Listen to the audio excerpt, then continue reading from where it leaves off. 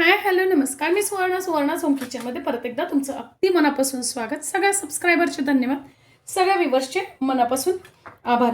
मी आज तुम्हाला खूप छान अशी रेसिपी दाखवणार आहे. ती म्हणजे करंजा. करंजा पण आपल्याला तिळाच्या करायच्या आहेत. तुम्ही ह्या करंजा हळदी कुंकासाठी बनवू शकता किंवा मग मुलं असं वडी किंवा तिळाचा लाडू खात नाही तर तुम्ही करंजी, पौष्टिक अशी करंजी थंडीची करू शकता. बघा त्यासाठी मी इथे घेतलेले 1 वाटी तीळ, त्यानंतर 1.5 वाटी गूळ घेतलेला आहे, अर्धी वाटी शेंगदाणे घेतलेले आहेत, त्यानंतर 1 वाटी खोबरं घेतलेलं आहे आणि थोडेसे मखाने घेतलेले आहेत आणि ड्रायफ्रुट्स मध्ये अक्रोड, बदाम आणि काजू घेतलेले आहेत.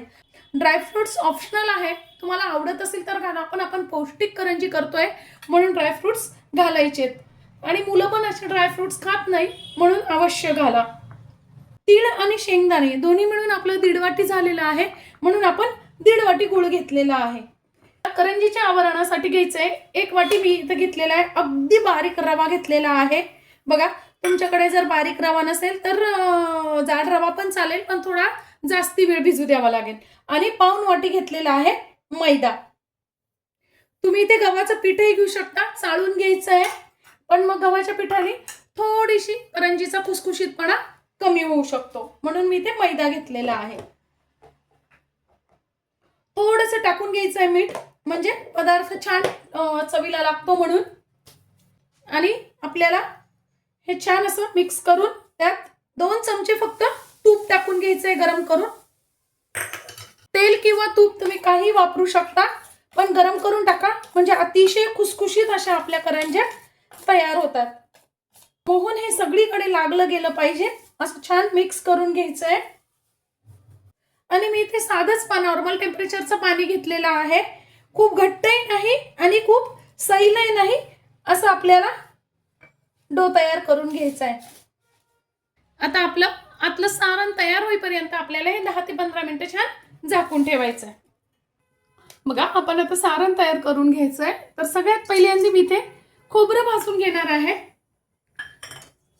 खोबरं कसं पटकन भाजलं जातं आणि खूप जर कढई तापली तर ते जळतं, म्हणून खोबरं पहिल्यांदा भाजून घ्या. बघा छान असं आपलं खोबरं भाजणं झालेलं आहे, काढून घ्यायचंय. आता त्याच कढईत मी ड्रायफ्रुट्स भाजून घेतेय. अगदी 2 मिनिटं फक्त भाजायचे आहेत म्हणजे छान बारीक होतात म्हणून. ड्रायफ्रुट्स पण आपले भाजून झाले. आता त्याच कढईत मी तीळ भाजायला घेतले आहेत. तीळ पण आपल्याला मीडियम गॅसवर खमंग भाजून घ्यायचे आहेत. बघा बघा मस्त असे खमंग असे आपले तीळ पण भाजणं झालेले आहेत, काढून घ्यायचे. आता हे गार होऊ द्यायचे. शेंगदाणे माझे भाजलेलेच आहे, तुमचे भाजलेले नसेल शेंगदाणे तर तुम्ही असे भाजून घ्यायचे, साल नाही काढलं तरी चालेल.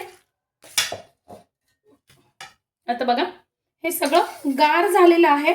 तुम्हाला पाहिजे तर तुम्ही खोबरं मिक्सरमध्ये जाडसर असं आवडत असेल तर असंच थोडंसं कुस करून ठेवलं तरी चालेल. ड्रायफ्रुट्सचे पण तुकडे करून घेतले तरी चालतील, पण मी इथे सगळे फिरवून घेणार आहे.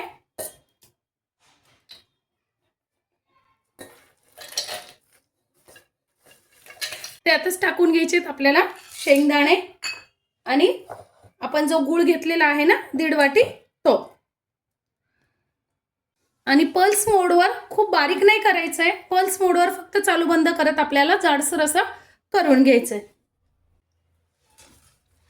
बघा जाडसर असं मी फिरवून घेतलेलं आहे.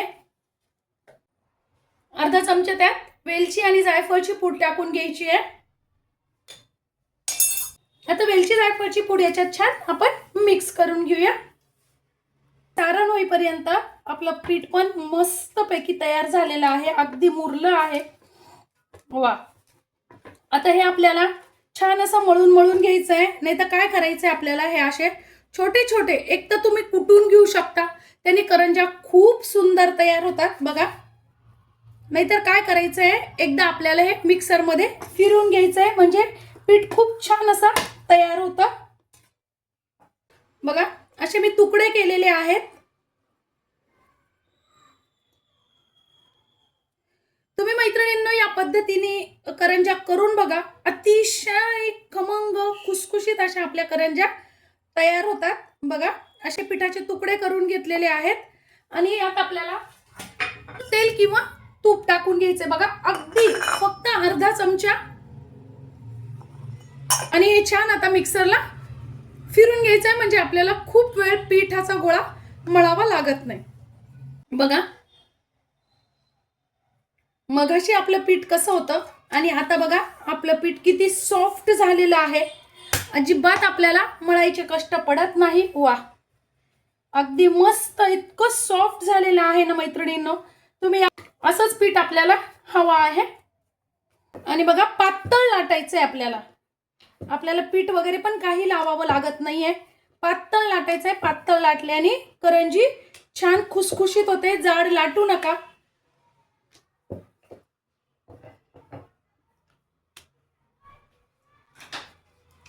आणि माझ्याकडे ना असा साचा आहे बघा, या पद्धतीने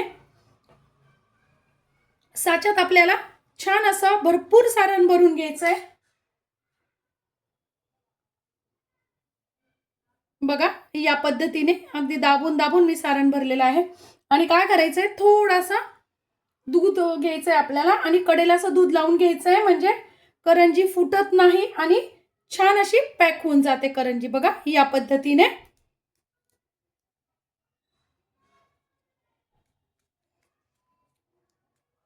तुमच्याकडे साचा नसेल असा तर तुम्ही फिरकीनी पण करंजा करू शकतात, पण याने एक सारख्या छान अशा करंजा आपल्या तयार होतात आणि त्या पण अगदी बरगच्च. बघा या पद्धतीने, या पद्धतीने मी अशा करंजा छान करून घेणार आहे. किती छान असे आपल्या करंजा तयार झालेल्या आहेत. एकच वाटी मी रवा घेतलेला होता आणि पाऊण वाटी मैदा, त्यात जवळजवळ आपल्या 25 ते 26 करंजा तयार झालेल्या आहेत.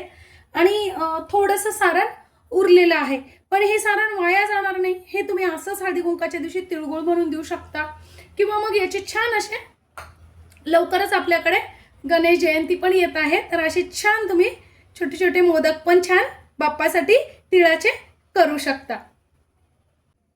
आता मी एकीकडे लगेच तेल किंवा तूप तुम्ही तापायला ठेवू शकता. इथे तेल घेतलेलं आहे. मोठ्या गॅसवर अजिबात करू नका, नाहीतर मग काय होतील, वरतून फक्त कलर येईल आणि आतून मग नंतर त्या होणार नाही आणि लवकर लूज पण पडतील. म्हणून आपल्याला मीडियम गॅसवरच करायचे आहेत. लालसर कलर येईपर्यंत आपल्याला तळून घ्यायचे आहेत. आता बघा बघा काय मस्त कलर झालेला आहे. वा, खूपच छान. काढून घ्यायचे आहेत.